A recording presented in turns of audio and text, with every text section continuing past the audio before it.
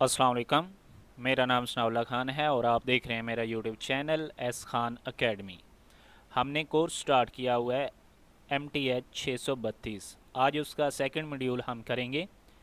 Second module में हम क्या डिस्कस करेंगे? What are complex number?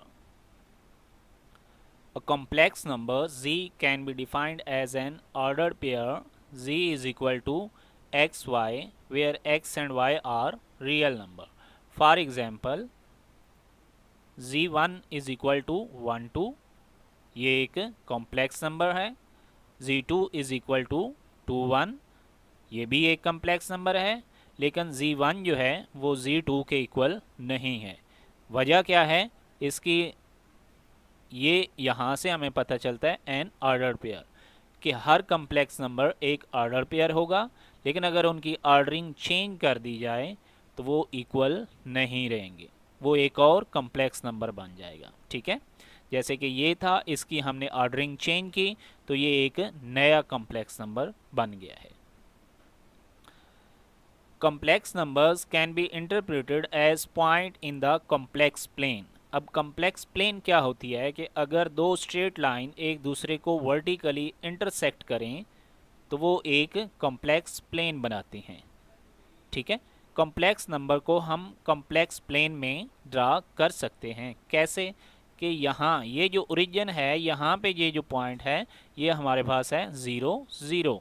ठीक है, अगर हम राइट साइड पे चलते हैं, यहाँ से यहाँ तक ये 1 यूनिट है, यहाँ से यहाँ तक ये भी 1 यूनिट है, यहाँ से यहाँ तक ये भी 1 यूनिट है।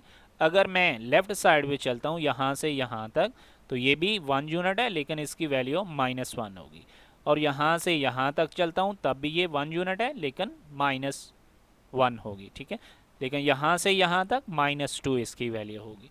तो फॉर एग्ज़ाम्पल हम यहाँ से 4 यूनिट यहाँ पे आते हैं एक्स एक्सिस पे, जिसको हमने रियल एक्सिस कहते हैं।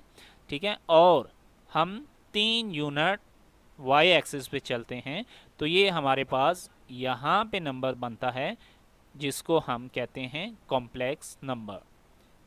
ये एक ऑर्डर पेयर है और ऑर्डर पेयर ही हमारे पास क्या होता है? एक कॉम्प्लेक्स नंबर।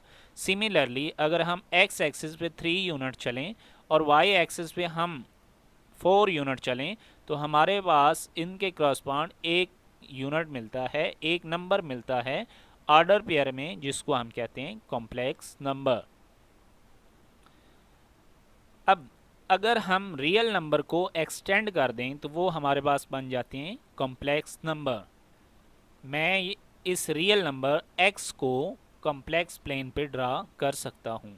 कैसे? कि अगर मैं रियल एक्सिस पे, ये हमारे पास रियल एक्सिस है और ये हमारे पास वर्टिकली जो y एक्सिस है इसको हम कहेंगे इमेजिनरी एक्सिस।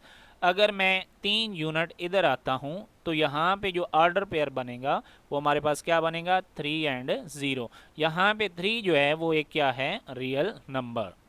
सिमिलरली अगर मैं यहाँ से 5 यूनिट इधर आता हूँ लेफ्ट साइड पे, तो हमारे पास यहाँ पे जो ऑर्डर पेयर बनेगा वो क्या बनेगा? 5 0। तो यहाँ पे 5 जो है वो क्या है? एक रियल नंबर।